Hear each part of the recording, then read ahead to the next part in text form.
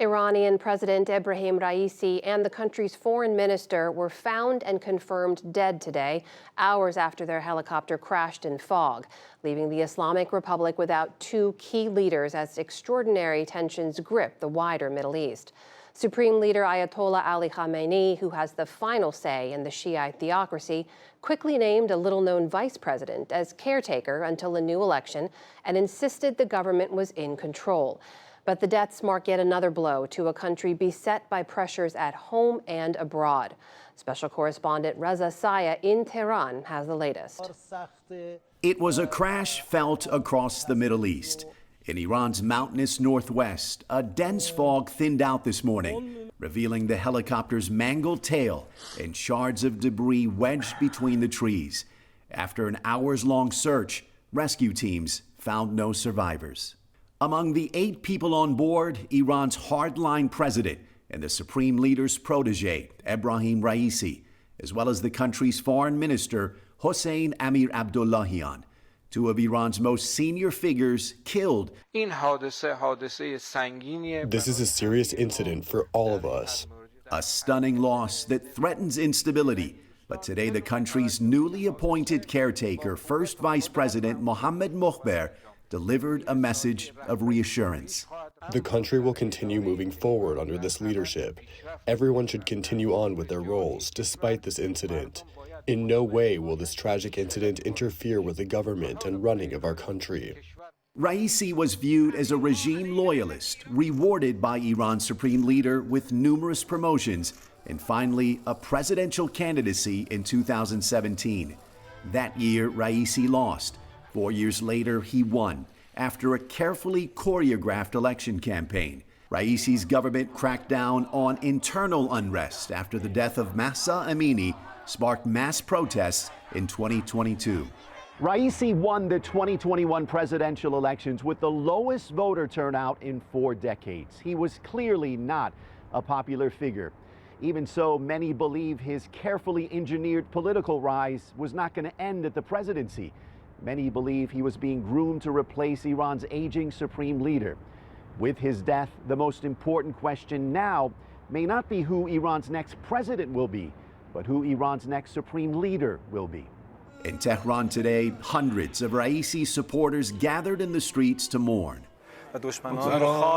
We were shocked that we lost such a character that made Iran proud and humiliated the enemies. Outside Iran's borders, a very different sentiment. In Berlin, Iranians living in exile showed little sorrow.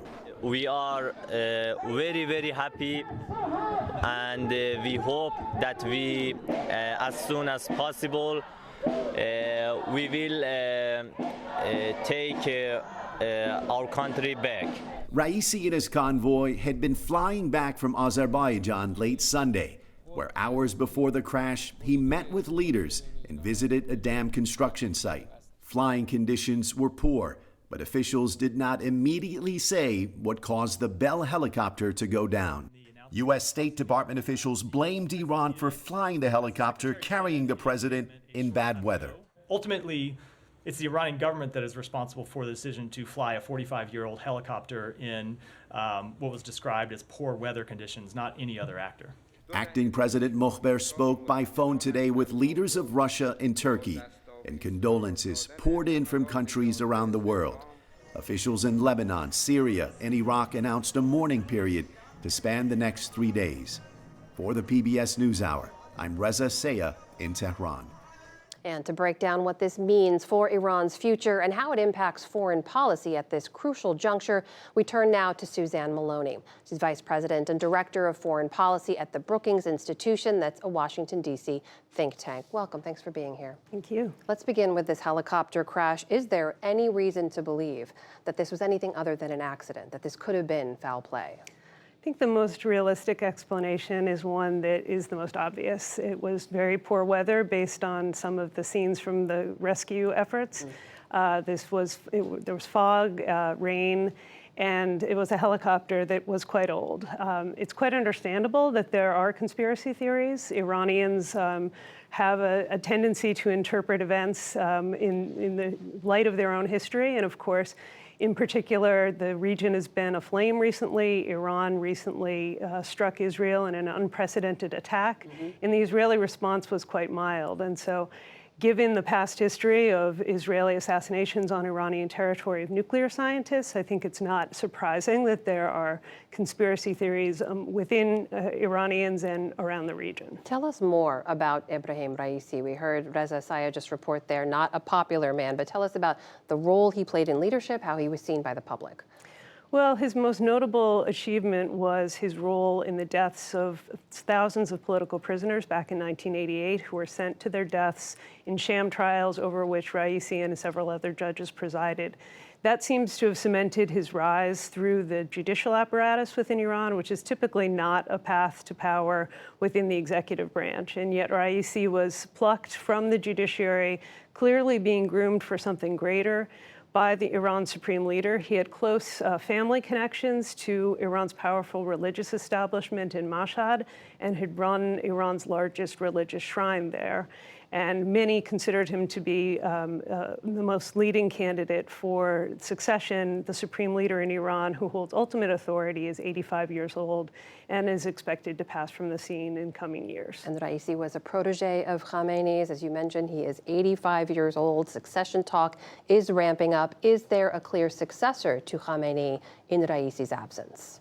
Well, the only other well-known candidate is actually Mojtaba Khamenei, who is the son of the current supreme leader and who is quite influential behind the scenes, but has never held a leadership role and has somewhat dubious clerical credentials. And so, given that this is a system that has inveighed against hereditary monarchy for the past 45 years, it would be quite controversial if Mojtaba becomes the only figure who is in contention to succeed his own father. This is a jarring moment for a nation to lose two leaders like this so suddenly at a time of enormous upheaval in the region, especially as we see Iran working through so many of its proxies at the moment. Could the uncertainty of this moment have broader implications outside of Iran?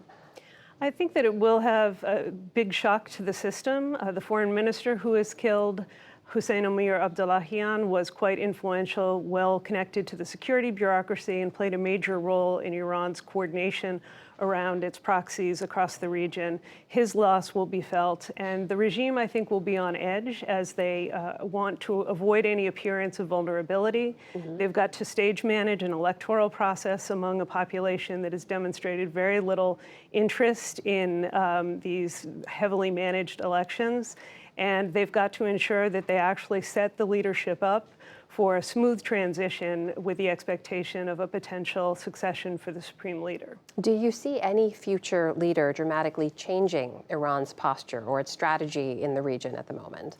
It's hard to imagine someone coming from within the system of the Islamic Republic who would make major changes at this point in time. There have been periods of time in the history of the Islamic Republic in which there have been movements to try to promote gradual reform. Those have all been completely shut down by those who control the security bureaucracy and the judiciary. Raisi was a key figure in that repression, and he's likely to be replaced by someone who comes from a similar background. We have less than a minute left, but I have to ask you about what one gentleman said in Reza's report there, that Raisi's death could somehow empower or embolden the resistance within Iran. Do you see that happening?